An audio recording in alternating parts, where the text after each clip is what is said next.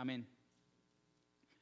Bueno, hermanos, continuamos con el estudio del Salmo 119 y tal vez para algunos es nuevo que en domingo tengamos el estudio de este Salmo, pero sé que ya algún domingo hemos estado estudiando una estrofa de este Salmo y generalmente lo estamos estudiando en los estudios de los miércoles. Y por eso hoy vamos a estudiar esta estrofa Kaf, que es la estrofa en la cual venimos estudiando. Y para hacer un pequeño recordatorio informativo, pero muy importante acerca de este salmo, es que como muchos de ustedes saben, este salmo es el capítulo más extenso de toda la Escritura. Es decir, este salmo 119 es el capítulo más extenso, más largo que tenemos en la Escritura, y también este salmo 119 es la mayor obra poética de la Escritura, es decir, es el mayor logro poético de la Escritura, y como tal es un salmo hermoso, hermanos, no solo en su forma hebrea, que está escrito en el idioma hebreo, sino en el mensaje que nos trae este salmo y cómo este mensaje aplica a nuestras vidas en todo momento. Y recordamos un poco acerca de la forma de este salmo, y este salmo es un acróstico. ¿Qué es un acróstico? Es que el salmista, para cada una de las 22 letras del alfabeto hebreo, compuso 8 versículos y cada uno de esos versículos inician con esa letra del alfabeto hebreo. Entonces, existiendo 22 letras en el alfabeto hebreo y teniendo 8 versículos por estrofa, ustedes que son buenos en matemáticas, si multiplicamos nos da 176 versículos, que es el total de versículos que tenemos en este Salmo 119. Hermanos, y como todo en la Escritura, hay una frase, no sé quién la dijo, pero hay una frase en el seminario, entre los académicos, entre los estudiosos, y que es muy cierta, y es que dice: el contexto es rey. ¿A qué se refiere? Bueno, el rey es el Señor Jesucristo, pero en el tema de interpretación, el contexto es fundamental, porque sin el contexto de la Escritura, sin el contexto de lo que estaba viviendo el autor bíblico, el hombre que fue inspirado o que fue usado por Dios para dar las palabras inspiradas, entonces no podemos entender con mejor precisión qué es lo que está diciendo el autor. De alguna manera, el contexto es como el que le da forma y es el que le da mayor condimento, por llamarlo así a la palabra, para que tenga mayor sabor para nosotros, que podamos entenderlo mejor y podamos discernir mejor los matices que hay en el texto. Y este Salmo 119 no es la excepción, y es por eso que es importante que sepamos que este Salmo 119, si ustedes lo miran, es una oración. ¿Y es una oración de quién? De un hombre fiel, y es un hombre maduro en la fe. Cuando leemos el Salmo 119 vemos que es la oración de un hombre fiel, un hombre maduro en la fe, un hombre que es fiel ¿a quién? Un hombre que es fiel a Dios y su palabra. Entonces, cuando miramos lo que le estaba sucediendo al salmista acá, siendo un hombre maduro espiritualmente, podemos aprender lecciones para que nosotros también implementemos cuando nos veamos en situaciones similares a las que estaba experimentando el salmista. Y también en el contexto de este salmo, sabemos que por su fidelidad a Dios y su palabra, por su obediencia a Dios y su palabra, este salmista estaba siendo perseguido por soberbios, a quienes no les importaba lo que Dios dijera en su palabra. Estaba siendo perseguido por hombres soberbios. ¿Y qué más vemos en este salmo, hermanos? Vemos que luego las 2 primeras estrofas que tenemos allí, que es Aleph y Bet, estas dos estrofas primeras funcionan como una especie de prólogo para todo el salmo. Y luego de este prólogo de las 2 primeras estrofas, el salmista inicia su lamento debido a su persecución. Entonces, el tema de la persecución que trae aflicción es un tema que vemos hasta el final de este salmo. Pero en medio de ese lamento, en medio de esa persecución, en medio de ese dolor, como vamos a ver en esta mañana, él expresa su confianza en Dios. Él expresa la confianza en la palabra de Dios. Y también él pide la asistencia divina en medio de su aflicción. Son cosas que nosotros hoy mismo necesitamos en todo tipo de aflicción, que necesitamos para vivir nuestra vida cristiana, hermanos. Y también debemos saber que este salmo representa o presenta una gran exaltación de Dios y de su palabra. Es una exaltación no solo de la palabra de Dios, es la exaltación del Dios de la palabra. Y por eso hemos visto que Dios y su palabra son inseparables. Y lo hemos repetido estudiando este salmo, que yo no puedo decir que adoro a Dios, que confío en Dios, si yo no tengo una relación con la palabra de Dios, si yo no obedezco la palabra de Dios. Y este salmo es la prueba preciosa de que la única forma de relacionarnos con Dios es por medio de su palabra, porque por medio de la palabra se conocemos a Dios. ¿Cómo conocemos a Dios? Por medio de lo que está escrito, que Él nos escribió. Si no es por medio de la Biblia, vamos a tener una idea errada de Dios, y así muchos se están perdiendo, hermanos.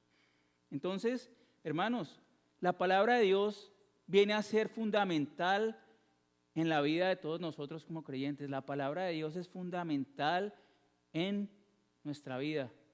Debemos vivir por las palabras de la boca de Dios. Y entonces, en medio de esa oración que está haciendo el salmista, a causa de su aflicción llegamos a esta estrofa que se llama Kaf, en los versículos 81-88. Y esta es la estrofa más desesperada de todas las estrofas. Este es el punto más bajo, de mayor dolor, de mayor desespero, de mayor tristeza, de mayor llanto, que pareciera que está sin esperanza, pero en verdad tiene la esperanza de la palabra de Dios. Pero es cuando el salmista está más abrumado, y aquí en esta estrofa el salmista abre su corazón a Dios, pidiéndole socorro, auxilio, y nos muestra cómo él va a perseverar en medio de esa aflicción.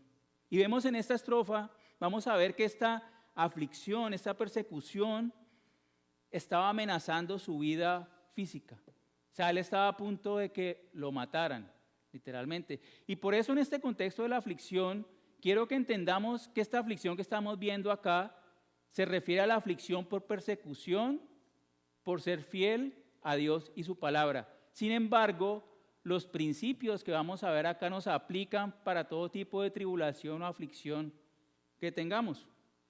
Entonces, hermanos, mientras que la estrofa Tet habla de los beneficios, están los versículos 65 al 72, vimos que la estrofa Tet nos introducía hablando de las aflicciones. Y hemos visto unos mensajes muy hermosos acerca de las aflicciones, y vimos en la estrofa Tet, que tenemos dos estrofas más atrás, hablamos de los beneficios para nosotros de nuestras aflicciones. ¿Recuerdan? Vimos varios beneficios de las aflicciones para nuestra santificación. Luego en la estrofa siguiente, 73 a 80, la Yod, Dios nos habla de cómo las aflicciones están puestas por Dios para que lo glorifiquemos cuando obedecemos en medio de las aflicciones. Es decir, las aflicciones son puestas en nuestra vida para que nosotros glorifiquemos a Dios. Entonces, hermanos, esta estrofa que tenemos aquí nos muestra una realidad fuerte para nosotros acerca de las aflicciones. Es una realidad fuerte porque levante la mano el que de acá le gustan las aflicciones. ¿Quién ora, Señor, tráeme aflicciones y más aflicciones para...? Yo no he llegado a ese nivel de espiritualidad. Pero si fuéramos bíblicos deberíamos orar por aflicciones, pero no son agradables. Y es lo que vamos a ver acá, hermanos. Las aflicciones son reales, las aflicciones traen sufrimiento. No hay quien diga yo no sufro en la aflicción, no hay cristiano que diga no sufro. El mismo Cristo sufrió aflicciones y fue el pecador, ¿no? Él dice que fue perfeccionado, la palabra dice, por medio de estas aflicciones. O sea, fue necesario que él padeciera toda esta aflicción para mostrar su obediencia a Dios, hermanos. Y hay una realidad fuerte para nosotros acerca de las aflicciones. ¿Y saben cuál es esa realidad? Que las aflicciones en esta vida generalmente no son breves. Las aflicciones no son de 15 minutos, no son de un día. Las calumnias, como está experimentando el salmista, duran años. Muchas tampoco son leves, sino que también son profundas. Muchas aflicciones nos llevan al punto de decir me voy a morir. como está el salmista diciendo acá y como vamos a ver. La aflicción nos hace casi que ver la muerte porque nos lleva a un estado de desconsuelo, de aflicción. Y hermanos, hay muchas aflicciones que acompañan a las personas incluso hasta su muerte. Incluso una aflicción puede terminar con la muerte o trayéndole muerte a un hombre fiel, como fue el caso de los 11 discípulos, excepto Juan, que murieron martirizados por su fe. Ellos murieron en aflicción. Policarpo murió en aflicción. Muchos murieron atravesados por lanzas, quemados, desmembrados, quemados como un animal quien se pone en agua hirviendo. Así murieron muchos cristianos. Y nunca vieron vindicación en esta vida. Pero hay esperanza, hermanos. Y entonces recordemos que las aflicciones son inevitables. Y voy a repasar un poco algunas de las realidades que nos muestra la Escritura acerca de ellas y que nos demuestran su necesidad y su realidad en nosotros. Primero, las aflicciones están prometidas. Si nosotros, o sea, como creyentes, si deseamos llevar una vida piadosa, sufriremos aflicción. Si deseamos seguir a Cristo, vamos a sufrir aflicción. ¿Quién no ha sido despreciado por su familia por llevar el Evangelio? Aquí no le han dicho, ya hasta aquí voy contigo porque me predicaste a Cristo. Se rompen las relaciones, hay aflicción, hay persecución. Pero las aflicciones también vienen para disciplinarnos si estamos en desobediencia. Entonces, hay aflicciones por desobedientes. Por ejemplo, si yo soy mentiroso, me voy a meter en problemas y van a venir aflicciones, tribulaciones, para que yo aprenda que no debo andar diciendo mentiras y yo pueda crecer en santificación. Pero las aflicciones también, así no cometamos ningún tipo de pecado, son necesarias para conformarnos a la imagen de Cristo. Muchas veces una aflicción viene no porque la persona esté en pecado. Es más, las mayores aflicciones vienen sobre las personas más santas. ¿No vemos el ejemplo de Cristo? Él sufrió la peor de las aflicciones y fue el hombre santo, fue un hombre santo, no el más santo, fue santo, completamente santo. Y también vimos en la estrofa pasada que las aflicciones son puestas para que Dios nos consuele y entonces así podamos consolar a otros. ¿Recuerdan? Dios nos consuela, Él es fiel en la aflicción, nos consuela y entonces ahora nosotros podemos consolar a otros. Y como vimos en el estudio anterior, estas tienen el propósito de glorificar a Dios cuando las respondemos a ellas en obediencia. Y puedo mencionar más razones. Lo que quiero recordarles es que las aflicciones son ineludibles. ¿Hay alguien de acá que no haya experimentado una aflicción? Son ineludibles. Es una realidad de nuestra vida como creyentes. Y es por eso que esta estrofa Kaf es de gran valor para nosotros. ¿Por qué? Porque nos instruyen cómo perseverar. Repito, cómo perseverar en medio de la aflicción sin importar cuánto dure esta. Cómo perseverar en medio de la aflicción sin importar cuánto dure esta. Entonces, en este sentido, esta estrofa nos enseña 3 maneras en las cuales podemos perseverar en medio del horno de la prueba de las aflicciones. 3 maneras de perseverar en medio del horno de las pruebas, de la prueba de las aflicciones. ¿Cuáles son esas 3 maneras de perseverar en medio de las aflicciones? Primera manera, permanece firme en las promesas de la palabra de Dios. Permanece firme en las promesas de la palabra de Dios. Versículos 81 a 83. Segunda manera de perseverar en medio de las aflicciones, clama por ayuda divina. Versículos 84 a 86. Clama por ayuda divina. Y tercero, suplica a Dios para perseverar en la fe. Versículos 87 y 88. Suplica a Dios para perseverar en la fe. Entonces, hermanos, empecemos con la primera manera de perseverar en medio de nuestras aflicciones. Y vamos a leer los versículos 81 al 83 nuevamente. Mi alma desfallece por tu salvación, en tu palabra espero. Mis ojos desfallecen esperando tu palabra mientras digo, ¿cuándo me consolarás? Aunque he llegado a ser como el odre al humo, no me olvido de tus estatutos. Como mencionaba, hermanos, esta es la estrofa más desesperada de todas las estrofas de este salmo. Y esta estrofa expresa vívidamente y sin reservas los lamentos apasionados del salmista. Y es necesario que miremos con ciencia qué dicen cada uno de los verbos que él está diciendo. Cuando dice desfallece, ¿qué es lo que está diciendo?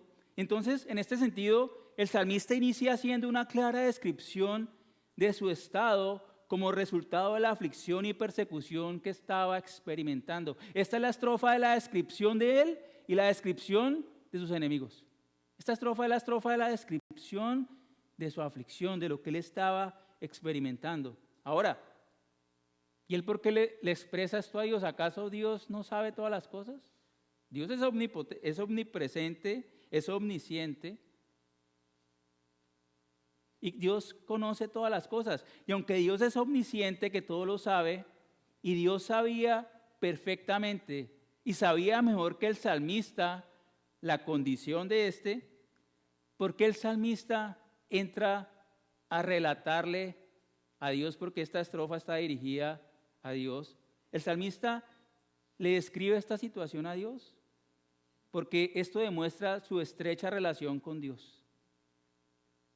No es que le estuviera informando a Dios cómo estaba, Dios mismo sabía, Dios mismo estaba en control de esta situación, pero entonces el salmista en su relación estrecha con Dios dirige sus palabras a Dios describiendo su difícil y desesperada situación. Entonces inicia el versículo 81 diciendo, mi alma desfallece por tu salvación, en tu palabra espero. Cuando dice mi alma, no se está refiriendo a su parte inmaterial. Mi alma en el hebreo significa todo mi ser, o sea, toda mi persona desfallece por la salvación de Dios. Y ese verbo desfallecer es un verbo muy fuerte, es un verbo muy descriptivo y como les decía, debemos ser sensibles a las palabras del salmista para entender el salmo. Y este verbo desfallecer describe un estado extremo. Lo que está diciendo, mi alma desfallece, o sea, todo mi ser desfallece por tu salvación, es que el salmista había declinado de forma agónica al punto de dejar de ser. O sea, él sentía que estaba a punto de dejar de ser. Estaba debilitado hasta el punto casi de morir. Sentía que se moría. ¿Se acuerdan las palabras del Señor Jesús que dijo, mi alma está triste hasta la muerte? Cuando previó la aflicción que venía al ser entregado a manos de pecadores y recibir la ira de Dios a favor nuestro. Él veía la separación del Padre.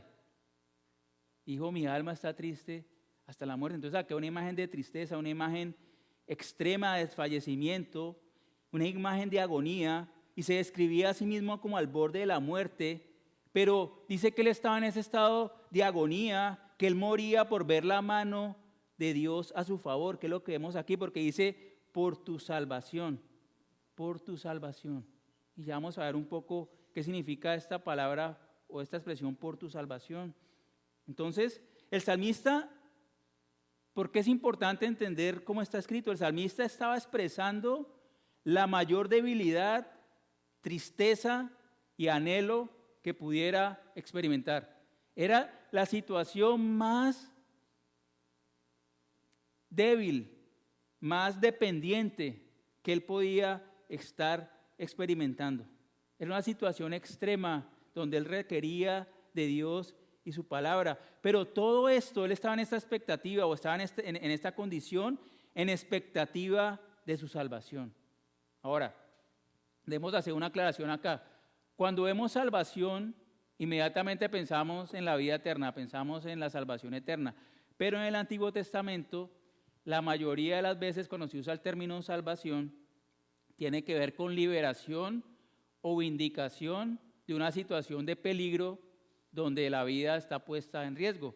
Mientras que en el Nuevo Testamento, la palabra salvación, en la mayoría de los casos, tiene que ver con la salvación eterna de la persona, así perezca temporalmente. Pero aquí el salmista está pidiendo algo muy tangible, muy específico. Él pedía a Dios ayuda porque estaban a punto de quitarle la vida, como vamos a ver más adelante. Y él dice, espero ¿en qué? Por tu salvación. Él estaba esperando la salvación, no, tu salvación. ¿La salvación de quién? De Dios. Esperaba en Dios mismo. Él no estaba esperando en el azar que no existe, el azar no existe, sino esperaba en Dios mismo, que está en control soberano de todas las cosas, incluyendo nuestras aflicciones. Entonces él está esperando, ¿sí ven? En Dios, y más adelante dice en tu palabra espero, está esperando en Dios y su palabra. Dios está en control de nuestras aflicciones. Y dicen en la segunda parte del versículo 81, en tu palabra espero. Entonces, este versículo, mi alma desfallece por tu salvación, en tu palabra espero, ese es el resumen de toda la estrofa, es el tema de toda la estrofa. Él desfallecía por la salvación de Dios y se aferraba a la palabra de Dios. Esperaba en la palabra de Dios. Ese es el resumen de toda esta estrofa. Entonces, hermanos, hermanos, más bien diría que el estar firme en medio de las aflicciones solamente lo podemos hacer esperando en Dios y su palabra.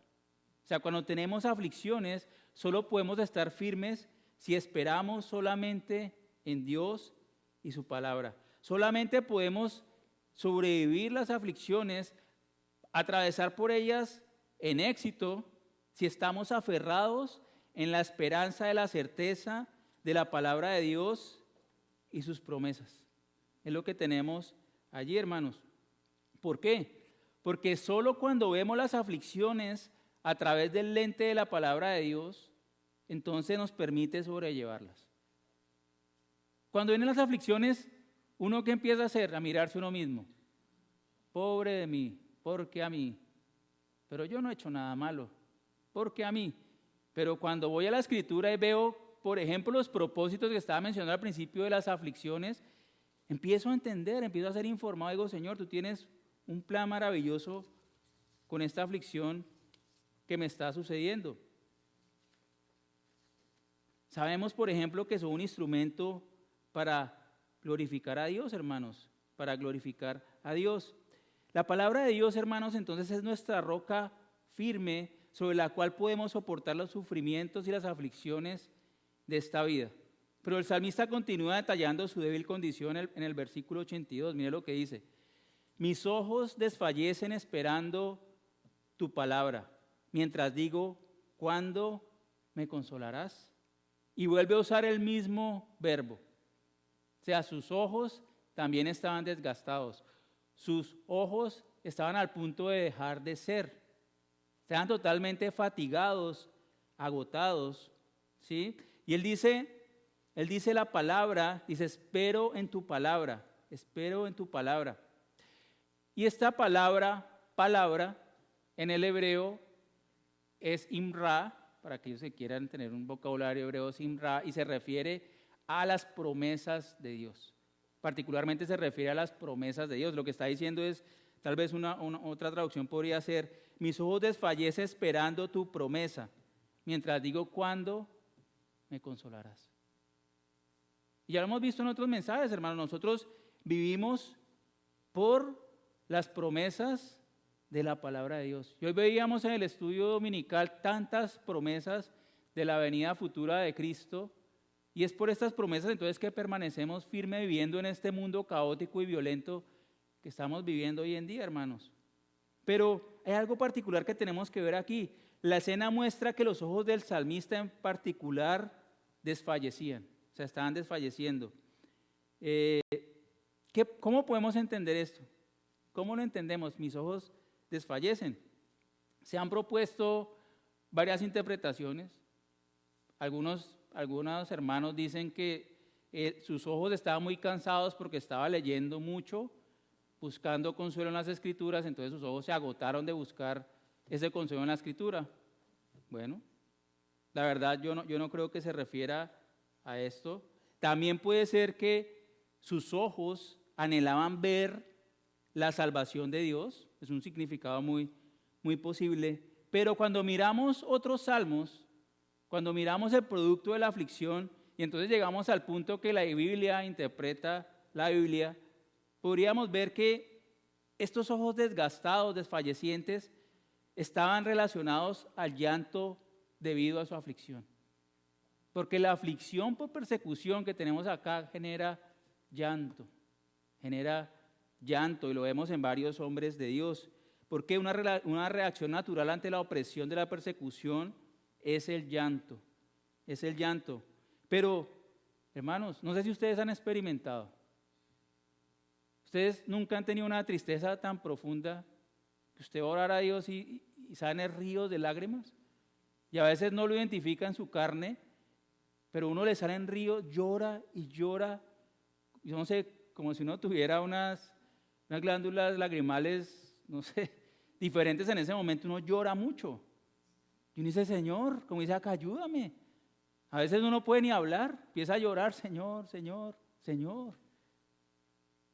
Y desgasta los ojos, y desgasta nuestros ojos. Digo yo, es como un llanto del espíritu, es algo a veces que no entendemos. ¿Por qué estaba llorando tanto? Es muy triste hasta la muerte. Tengo mucha tristeza. Entonces, este llanto que parece ríos de lágrimas que salen del profundo del ser, veámoslo aquí en el Salmo 136, dice, en el Salmo 119, versículo 36, ríos de lágrimas vierten mis ojos, porque ellos no guardan tu ley. Miremos otra escena en el Salmo 69, versículos 1 al 4, Salmo 69, versículos 1 al 4. Y aquí en el Salmo 69, versículos 1 al 4, hay una situación parecida a la que está experimentando el salmista. Dice, sálvame, oh Dios, porque las aguas me han llegado hasta el alma. Me he hundido en cieno profundo y no hay dónde hacer pie. He llegado a lo profundo de las aguas y la corriente me anega. Cansado estoy de llorar, reseca está mi garganta. Mis ojos desfallecen mientras espero a mi Dios. Más que los cabellos de mi cabeza son los que sin causa me aborrecen. Poderosos los que quieren destruirme. Sin razón son mis enemigos. Me hacen devolver aquello que no robé. Entonces, allí lo vemos claramente, hermanos. Y otra descripción donde el salmista usa las mismas palabras que estamos viendo aquí en el Salmo 119 es el Salmo 6. Es el Salmo 6, que es un salmo también de persecución. Y vamos al Salmo 6 y miren las palabras del salmista en los versículos 4 al 7. Miren lo que dice el salmista, Salmo 6, 4 al 7. Vuélvete, Señor, rescata mi alma. Sálvame por tu misericordia, porque no hay en la muerte memoria de ti, y en el Seol, ¿quién te dará gracias? Cansado estoy de mis gemidos, todas las noches inundo de llanto mi lecho. Con mis lágrimas riego mi cama. Se consumen de sufrir mis ojos, han envejecido a causa de todos mis adversarios, hermanos. Es la misma escena que estamos viendo allí. Esta aflicción trae llanto esperando ver las promesas de Dios que se encuentran en su palabra. Y yo quiero hacer una advertencia acá porque todos nos animamos en las promesas de Dios, pero tristemente, hermanos, hay muchos, incluso personas en la iglesia, que ponen su esperanza en cosas que no están escritas.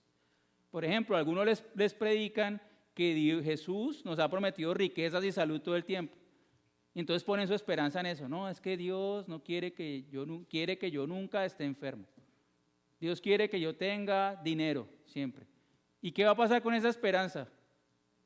Va a terminar llorando, es porque esa esperanza lo va a defraudar, porque Jesús ha prometido algo mejor, que si sufrimos con Él, como vimos esta mañana, reinaremos con Él. Nos ha prometido las aflicciones, pero también nos ha prometido que nos va a proveer para toda necesidad. Es una promesa real que tenemos, pero no riquezas de ser millonarios. Entonces, hermanos, el salmista se centra en Dios y sabía que su salvación, su liberación de esa situación que amenazaba su muerte, solo vendría de acuerdo con la palabra de Dios y sus promesas. Y miren que en medio de esta espera, el salmista pregunta a Dios. Dice, ¿cuándo me consolarás? Está esperando por la palabra de Dios diciendo, ¿cuándo me consolarás? Aquí hay un cambio en este salmo. Hay un cambio. ¿Saben por qué? ¿Saben por qué? Porque es la primera vez que en el Salmo 119 el salmista le hace una pregunta directa a Dios. Le hace una pregunta, la primera vez en este salmo que le hace una pregunta directa a Dios. Y no solo le hace una, en el versículo 84 le hace dos más. Es la estrofa de las preguntas. ¿Está mal preguntarle a Dios? No, no está mal.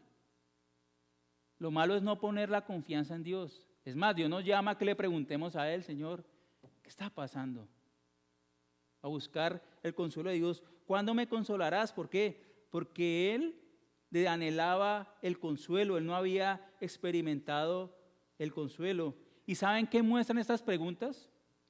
Esto muestra no solo la gran comunión y dependencia del salmista en Dios, sino que revela su estado de gran dolor, su estado de desfallecimiento y debilidad extremas que incluso amenazaban con su vida, como vemos en el resto de la estrofa y en el resto de este salmo. Esas preguntas demuestran nuestra relación íntima con Dios y demuestran nuestro estado de dependencia, nuestro estado de debilidad.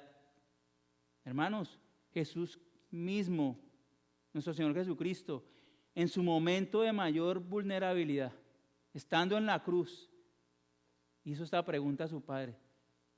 Una pregunta. Dios mío, ¿por qué me has abandonado? Una pregunta única en la vida del Señor Jesucristo, mostrando esa comunión con su Padre, pero mostrando su estado de necesidad de su Padre, su necesidad de ser consolado por su Padre. Entonces el salmista clamaba por el consuelo de Dios porque él sabía que sin el consuelo de Dios no podía continuar. Y es que es así, hermanos. Si nosotros no somos consolados por Dios en medio de nuestras aflicciones, nosotros no tendremos fuerzas para poder continuar. Y continúa esta descripción de la debilidad, del casi estado de muerte del salmista en el versículo 83, haciendo una figura allí, una ilustración, y dice en el versículo 83, una metáfora, dice, aunque he llegado a ser como odre al humo, no me olvido de tus estatutos. O sea, aunque estoy en esta condición, permanezco firme, no me olvido de tus estatutos. ¿Y qué está diciendo aquí, hermanos? Esta frase, aunque he llegado a ser como odre al humo, estuve investigando y no podemos saber con certeza a qué se refería esta ilustración del salmista, pero lo más probable es que se refería a odres. ¿Y qué era un odre? Era un contenedor de líquido, los cuales estaban hechos principalmente de cuero de animal, de piel de animal. Entonces estos se usaban para contener diferentes líquidos como leche, como vino, y se solía colgar estos odres en las casas cerca de las hogueras donde había fuego, ¿sí? Y al estar cerca al fuego de esa hoguera, entonces ¿qué pasaba? Se secaban, se ponían negros, y el estado final de estos odres es que se arrugaban, se desgastaban y ya eran inútiles. Así se veía él, arrugado, desgastado, inútil, que solo servía para ser botado. ¿Cuántas veces usted no está en una aflicción que dice, hasta aquí llegué, Señor? No puedo con esto, no puedo. ¿Y qué nos ha mostrado el Señor? Sí puedes. El Señor hace algo providencial y nos saca. Pero no debemos esperar a eso, que la mano providencial de Dios nos saque, sino que debemos hacer lo que hace el salmista, permanecer firmes, clamar a Dios, permanecer anclados en su palabra y pedir perseverar en la prueba, como vamos a ver más adelante, hermanos. Y lo que vemos es que el salmista, aún considerándose como seco, desgastado, frágil e inútil, aún así, él no olvidaba los mandamientos de Dios. Y aquí tenemos una gran enseñanza, hermanos, porque es una enseñanza que nosotros tenemos que tomar para nuestras vidas. Esta actitud del salmista, no importaba cómo se sintiera, débil o a punto de morir, útil o inútil. Muchos queremos sentirnos fuertes y útiles, ay, sí le sirvo a Dios. Pero aún en la inutilidad, aunque otros nos consideren inútiles, podemos obedecer a Dios y somos útiles porque glorificamos a Dios por medio de la obediencia. Él estaba determinado a obedecer a Dios y perseverar en la palabra de Dios, hermanos. Y la pregunta para usted, para mí es, ¿dónde se aferra cuando está en medio del fuego de la aflicción? ¿Dónde te aferras? ¿Que otro hermano te hable bien? ¿Vas a tu saldo de la cuenta de savings, de ahorros? ¿Empiezas a pasar hojas de vida a ver si consigo un mejor trabajo? ¿O vas directamente a Dios? ¿Te centras en la palabra de Dios y esperas en ella?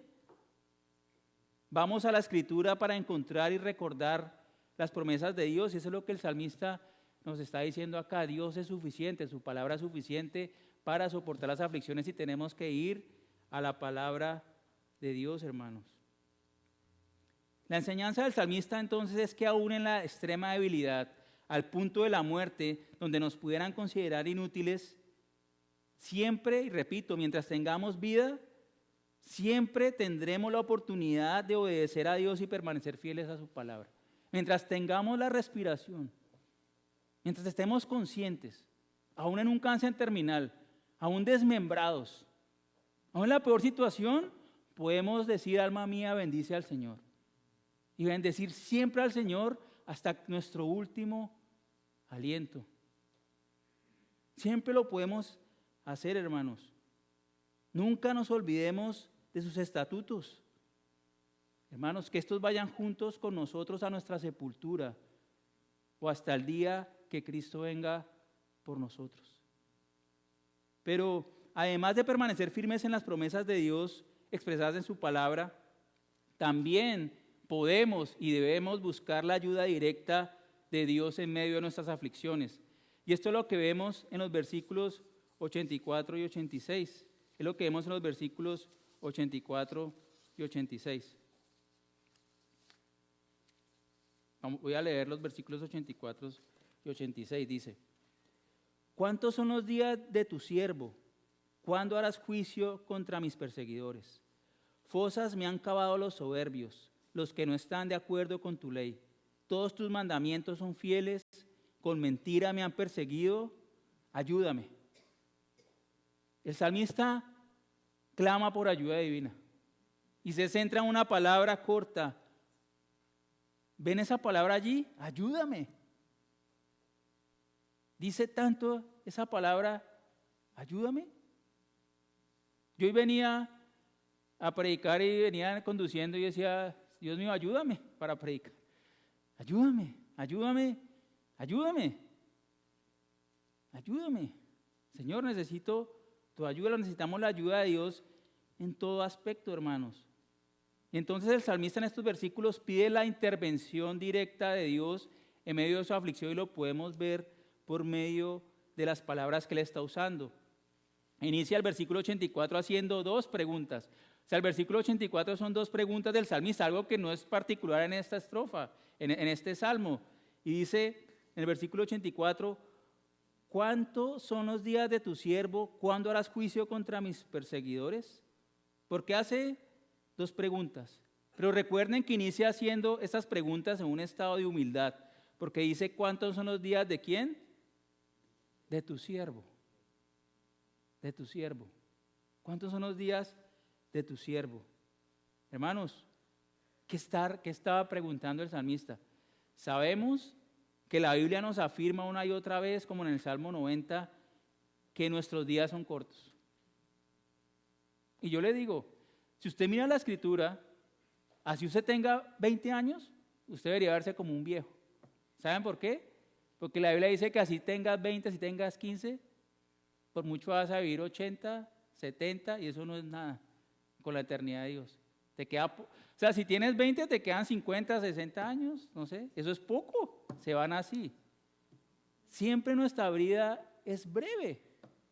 Nuestra vida es breve, hermanos. Hay que ser diligentes para aprovechar nuestras vidas y glorificar a Dios. Y esa debería ser la perspectiva correcta, que siempre nuestros días son breves y la Biblia nos afirma esto. Pero no es el punto de esta pregunta. No es el punto de esta pregunta. El punto es que la vida del salmista y por tanto sus días estaban en peligro. O sea, el salmista estaba tan amenazado que él veía inminente su muerte.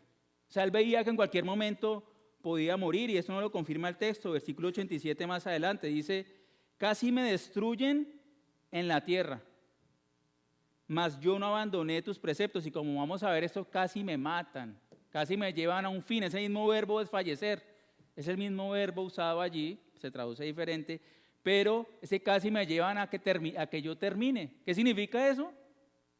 Matarlo. ¿Sí? Versículo 87, versículo 95, mire lo que dice: los impíos me esperan para destruirme, tus testimonios consideraré. Y la imagen más clara aquí en el mismo Salmo está en el versículo 109, dice: en peligro continuo está mi vida, con todo no me olvido de tu ley. Este hombre tenía amenazada su vida.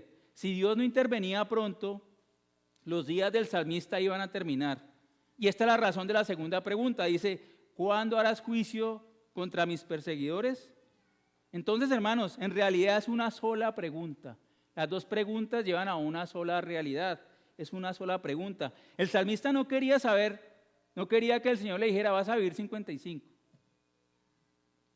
80. No, el salmista no quería saber cuánto tiempo más le iba a dar Dios para vivir, sino que anhelaba saber cuándo Dios iba a intervenir, actuando a su favor y en contra de sus perseguidores. ¿Por qué lo vemos claro aquí, hermanos? Cuando dice: ¿cuándo harás juicio contra mis perseguidores? Esa palabra juicio también es usada como un sinónimo de la palabra de Dios, y la palabra juicio es cuando Dios interviene de forma directa, providencialmente, en la vida de sus santos para liberarlos de los opresores, para salvarlos y para glorificar su nombre.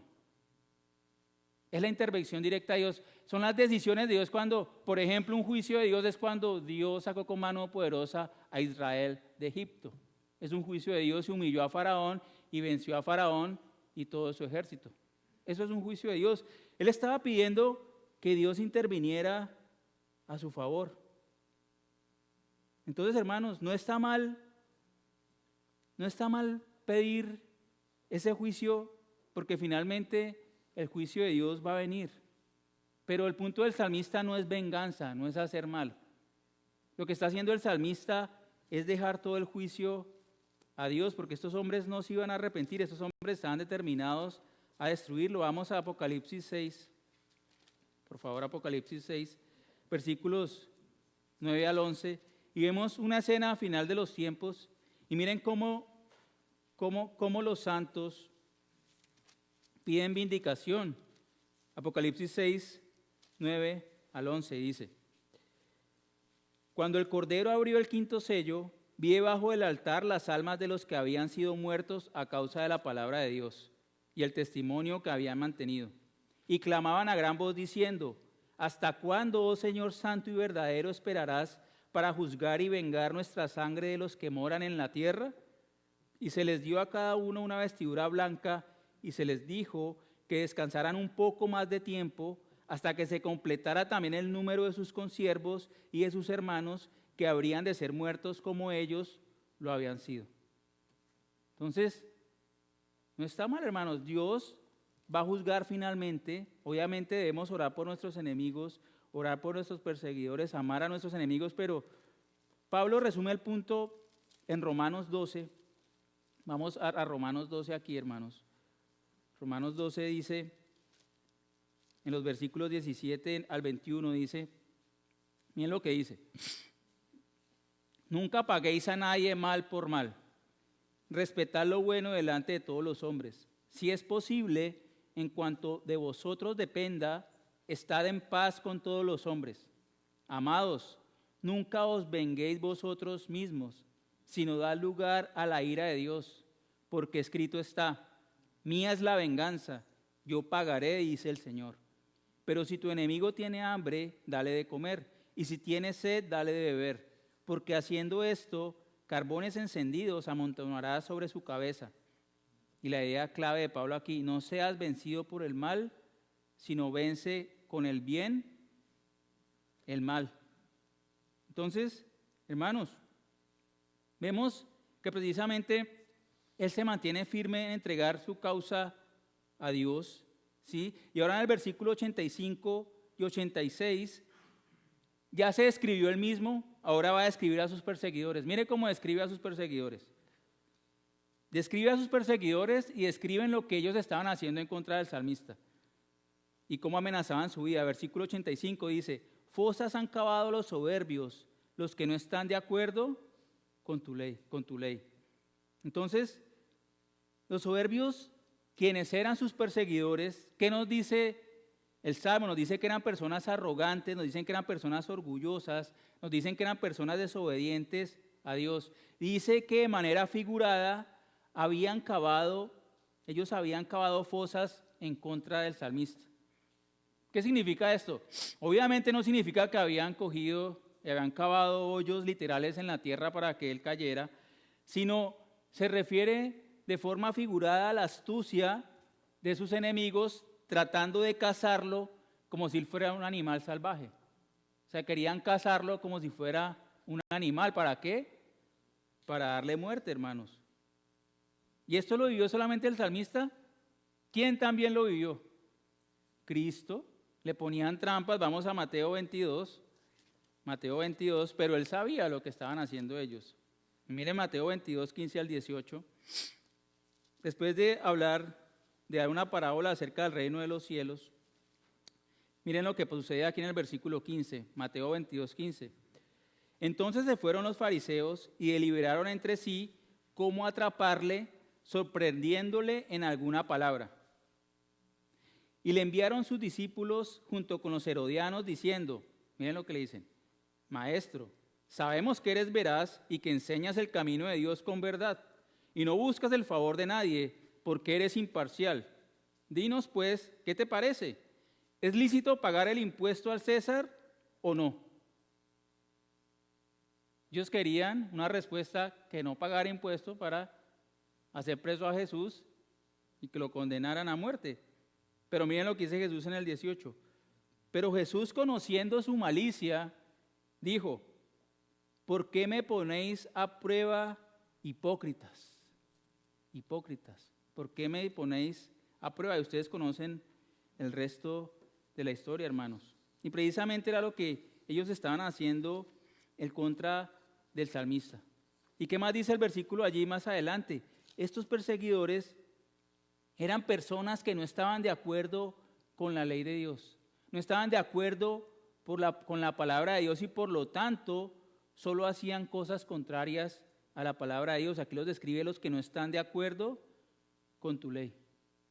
Y acá hay un principio, hermanos, y es que todo aquel que actúa en conocimiento en contra de Dios y de su palabra es en realidad una persona soberbia, porque no le importa lo que Dios diga y piensa que se puede poner por encima delante de Dios.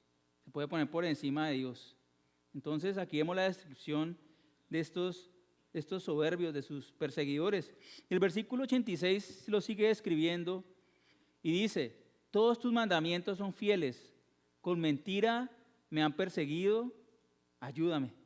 Y aquí, ¿qué hace el salmista, hermanos? El salmista contrasta la fidelidad de Dios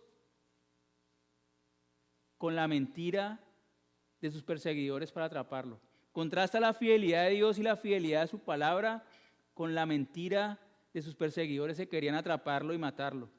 Entonces, hermanos, allí, él después de declarar esto, acude en fidelidad a Dios haciendo un clamor breve, pero urgente y desesperado. ¿Y qué dice? Fue una oración larga que dijo: ayúdame, ayúdame. una sola palabra, una gran súplica por ayuda de Dios basado en el carácter misericordioso de Dios. Y esta palabra ayúdame recoge toda la angustia. Esta palabra ayúdame recoge toda la debilidad, recoge todo el desgaste y recoge todo el desfallecimiento que el salmista estaba experimentando. Porque luego de describir y exponer largamente a Dios su condición, entonces acude a Él como el único que puede cambiar su condición con solo una palabra. Basta que Dios escuche esta palabra, que Dios actúe en conformidad a esta palabra, ayúdame para que cambie toda la realidad del salmista, hermanos. Y es un clamor, como les decía, que muchos hemos podido experimentar. Simplemente vamos a Dios, no con el discurso. Vamos en desesperación y decimos, en medio de nuestro dolor y debilidad, diciendo, Señor, ayúdame, ayúdame, ayúdame. Hay veces que ni entendemos lo que está pasando. El salmista aquí hace una descripción clara de lo que le está pasando. A veces ni sabemos qué está pasando. A veces ni tenemos claridad de nuestro propio pecado y decimos, Señor, ayúdame, ayúdame. Porque solo Dios nos puede ayudar y asistir en medio de la aflicción. Porque solo Dios conoce lo que estamos pasando y sabe el gran propósito de nuestro sufrimiento. Dios conoce mejor lo que estamos pasando. Si nosotros decimos que desfallecemos por la salvación de Dios, Él conoce mejor el estado de aflicción que tenemos. Él conoce mejor lo que estamos experimentando, hermanos. Porque solamente Dios está en control soberano de nuestras vidas y Él es nuestro verdadero ayudador. Dios es nuestro verdadero ayudador. Salmo 54:4. Salmo 54:4 dice, he aquí, Dios es el que me ayuda. El Señor es el que sostiene mi alma. Allí cerca en el Salmo 115, versículo 9 y 11 dice, 115, 9 al 11 dice, oh Israel, confía en el Señor. Él es tu ayuda y tu escudo. Oh casa de Aarón, confiad en el Señor. Él es vuestra ayuda y vuestro escudo. Los que teméis al Señor, confiad en el Señor. Él es vuestra ayuda y vuestro escudo. Y allí más adelante en el Salmo 118, 7 al 9 dice, el Señor está por mí entre los que el Señor está por mí entre los que me ayudan. Por tanto, miraré triunfante sobre los que me aborrecen. Es mejor refugiarse en el Señor que confiar en el hombre, que confiar en príncipes, en hombres. Es mejor refugiarse en el Señor que confiar en príncipes, versículo 9. Entonces, debemos refugiarnos es en el Señor. Y ahora tenemos una promesa aún mayor, ¿en quién, hermanos? En Cristo Jesús. En Cristo Jesús, hermanos. Hebreos. Estábamos precisamente leyendo el libro de Hebreos antes de llegar aquí a la predicación, al iniciar el servicio. Y vamos al libro de Hebreos, al capítulo 4. Y el autor de Hebreos nos recuerda estas palabras, nos recuerda este principio. Dice, versículo 14 al 16. Dice, teniendo pues, hablando de Cristo, un gran sumo sacerdote que trascendió los cielos, Jesús, el Hijo de Dios, retengamos nuestra fe. Porque no tenemos un sumo sacerdote que no pueda compadecerse de nuestras flaquezas, sino uno que ha sido tentado en todo como nosotros, pero sin pecado. Por tanto, acerquémonos con confianza al trono de la gracia para que recibamos misericordia y hallemos gracia para la ayuda oportuna, hermanos. Hermanos, vayamos a Cristo en medio de nuestra debilidad, de nuestra necesidad y nuestra aflicción. Nunca pongamos la esperanza en alguien más ni en ninguna cosa creada. Cristo es fiel y Él no falta a su promesa y nos va a ayudar, hermanos. Entonces, hermanos, ya terminando la estrofa, hemos visto que para perseverar en las aflicciones, primero debemos permanecer firmes en las promesas de la palabra de Dios, debemos clamar ayuda de parte de Dios para ser librados de nuestros enemigos y finalmente debemos suplicar a Dios para perseverar en la fe. Y esto lo vemos en los versículos 87 a 88. Suplica a Dios para perseverar en la fe. Versículos 87 y 88 dice: casi me destruyen en la tierra, mas yo no abandonaré tus preceptos. Vivifícame conforme a tu misericordia, para que guarde el testimonio de tu boca. Entonces el salmista cierra esta estrofa describiendo la gran magnitud de los ataques de sus enemigos, de sus perseguidores, pero lo contrasta con su gran determinación de ser fiel a Dios y su palabra. ¿Y qué nos muestra el versículo 87, hermanos? Que sus enemigos, como hemos visto, estaban a punto de destruirlo. Sus enemigos estaban a punto de terminar sus días en la tierra, en este mundo. Pero aún así, hermanos, el salmista permanecía firme sin abandonar los preceptos de Dios. Él permanecía firme declarando y afirmándose a lo que Dios espera y demanda del hombre. Eso es lo que significa la palabra preceptos que tenemos allí, hermanos. Pero ¿saben qué lo valioso aquí también, hermanos? Que viniera o no viniera su vindicación, su salvación, el salmista estaba determinado a obedecer a Dios y su palabra. Viniera o no viniera su vindicación. Y vamos a Apocalipsis 2:10, las palabras de Cristo glorificado. Apocalipsis 2:10, hermanos. Apocalipsis 2:10. En palabras a la iglesia de Esmirna, mire lo que les dice el Señor. Yo conozco tu tribulación, no temas, dice aquí en el 2:10, no temas lo que estás por sufrir. He aquí el diablo echará a algunos de vosotros en la cárcel para que seáis probados y tendréis tribulación por 10 días. Sé fiel hasta la muerte y yo te daré la corona de la vida. Jesús nos dice, hermanos, que no temamos y que seamos fieles hasta la muerte. ¿Por causa de quién? Por causa de Dios, de Cristo. ¿Está usted dispuesto a ser fiel a Cristo hasta la muerte? ¿Ama usted a Cristo para serle fiel hasta la muerte? ¿Ama usted a Cristo al punto que está dispuesto a dar su vida por Cristo? Hermanos, pero para perseverar en la fe en medio de las aflicciones y tentaciones de la vida, no viene de nuestra propia fuerza de voluntad. Nosotros no podemos perseverar en la aflicción ni en la fe si Dios no nos lo concede. Esto es un don de Dios. Y el salmista sabía esto perfectamente.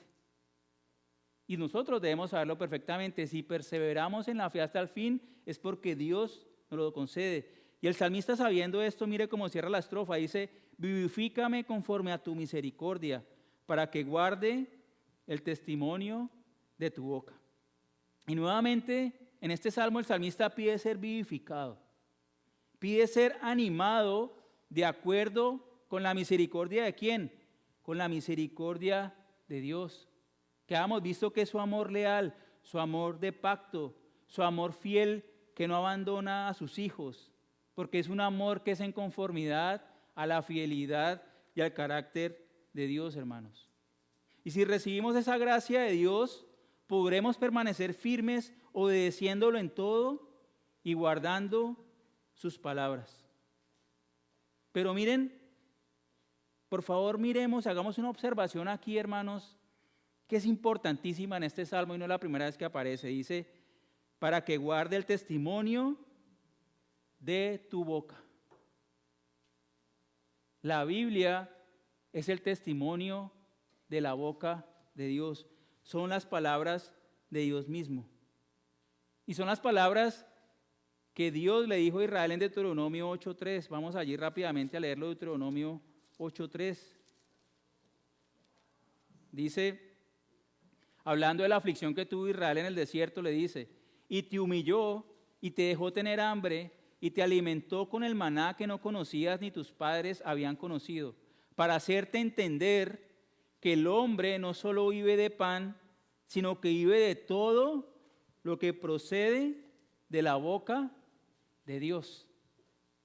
Las mismas palabras que citó Jesucristo en Mateo 4:4 cuando fue tentado por Satanás, hermanos. La Biblia este es el registro escrito de las palabras de la boca de Dios. Cuando la Biblia habla, Dios habla. Y por lo tanto la Biblia no tiene error y por lo tanto la Biblia es perfecta, hermanos. El salmista sabía entonces que solo podía recurrir a Dios para pedir liberación y salvación y al ser vivificado. Miren que el salmista no recurre a nada más. Él no va a recurrir a príncipes, no llama a un familiar, no llama a un amigo. Va a Dios y va a su palabra, hermanos. ¿Cuánto podemos aprender aquí, hermanos? ¿Por qué? Esta es una declaración de madurez espiritual. Este es un hombre maduro espiritualmente. ¿Cómo podemos aprender del salmista, hermanos? ¿Por qué? Porque el creyente maduro espiritual permanece fiel a Dios, así eso le cueste la vida.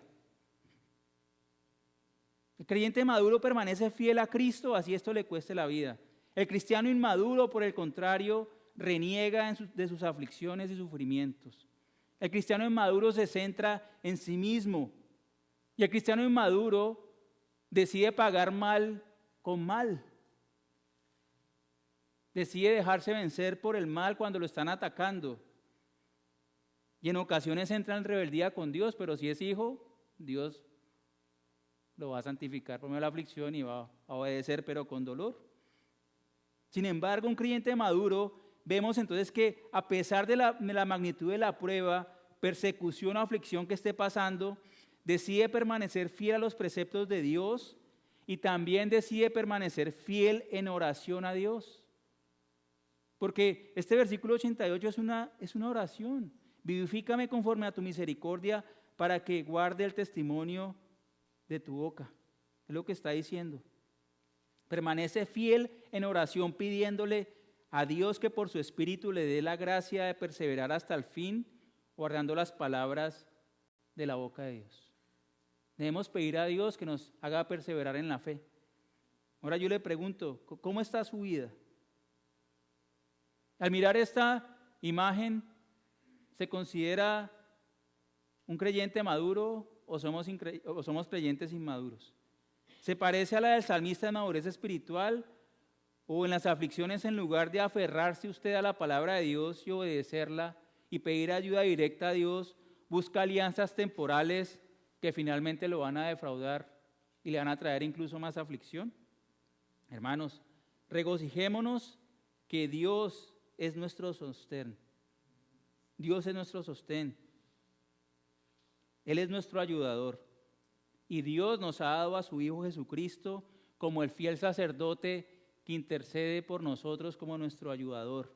Y también Dios nos ha dado al Consolador, el Espíritu Santo que mora en nosotros y que por medio de su poder nos lleva de gloria en gloria a la imagen misma de Cristo. Estamos equipados para la aflicción, hermanos.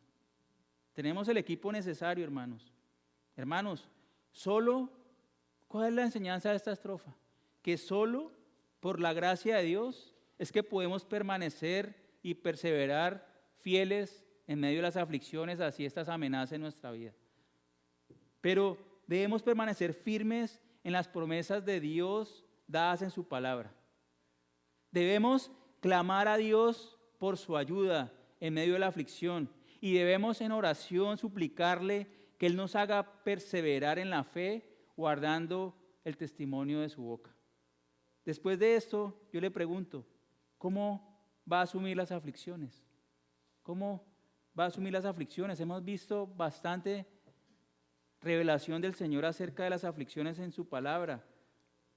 Vamos a cambiar nuestra actitud ante ellas descansando solamente en Dios y su palabra. Vamos a ir a Cristo que nos dijo, aprended de mí que soy manso y humilde de corazón y hallaréis descanso para vuestras almas. Hermanos, tomemos ánimo, porque ya que estamos en Cristo, recordemos las palabras de Dios dadas por el apóstol Pablo y estemos firmes en ellas. La palabra de Dios dice, si Dios está con nosotros, ¿quién estará contra nosotros? El que no eximió ni a su propio Hijo, sino que lo entregó por todos nosotros, ¿cómo no nos concederá también con Él todas las cosas? ¿Quién acusará a los escogidos de Dios? Dios es el que justifica. ¿Quién es el que condena? Cristo Jesús es el que murió. Sí, más aún, el que resucitó, el que además está a la diestra de Dios, el que también intercede por nosotros. ¿Quién nos separará del amor de Cristo? ¿Tribulación o angustia o persecución o hambre o desnudez o peligro o espada? Tal como está escrito: por causa tuya somos puestos a muerte todo el día. Somos considerados como ovejas para el matadero. Pero en todas estas cosas somos más que vencedores por medio de aquel que nos amó. Porque estoy convencido que ni la muerte, ni la vida, ni ángeles, ni principados, ni lo presente, ni lo porvenir, ni los poderes, ni lo alto, ni lo profundo, ni ninguna otra cosa creada nos podrá separar del amor de Dios que es en Cristo Jesús, Señor nuestro. Amén. Oremos. Padre Santo, te damos gracias, Señor, por tu palabra, Señor. Y te damos gracias por la divina instrucción que nos has dado en tu palabra acerca de las aflicciones, Señor.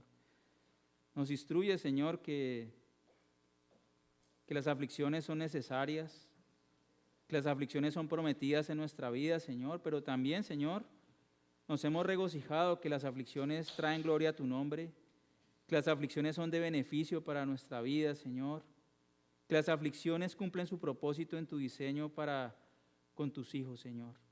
Y hoy, Señor, vimos que tú, Señor, por medio de tu palabra, nos haces perseverar, Señor, para ser preservados en medio de la aflicción. Y que aún así, Señor, así muriéramos en medio de la aflicción, Señor, por tu Espíritu podemos permanecer hasta el final fieles a los testimonios de tu boca, Señor. Gracias, Señor. Fortalécenos, Señor, para ser como el salmista, que hasta el último día de nuestras vidas, Señor, que tú nos has concedido, podamos guardar y confesar las palabras de tu boca, Señor, para que nuestra vida te glorifique solamente a ti, oh Dios. Te damos gracias, Señor, en Cristo Jesús. Te agradecemos y lo pedimos. Amén.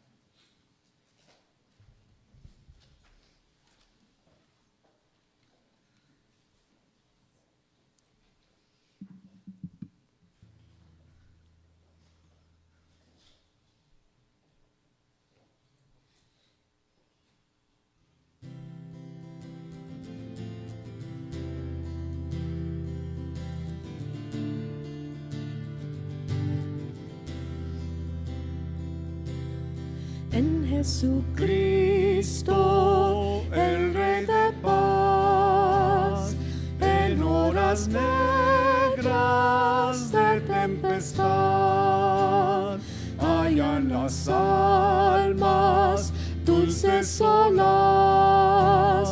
grato consuelo y felicidad. Gloria cantemos al Redentor, que por nosotros vino a morir, y que la gracia del Salvador siempre dirija nuestro vivir. En nuestras luchas, en el dolor, en tristes horas de tentación, Cristo nos llena de su vigor y da aliento al corazón. Gloria cantemos al Redentor, que por nosotros vino a morir, y que la gracia del Salvador siempre dirija nuestro vivir. Cuando luchamos llenos de fe y no queremos desfallecer, Cristo nos dice, siempre os daré gracia divina, santo poder. Gloria cantemos al Redentor, que por nosotros vino a morir, y que la gracia del Salvador siempre dirija nuestro vivir.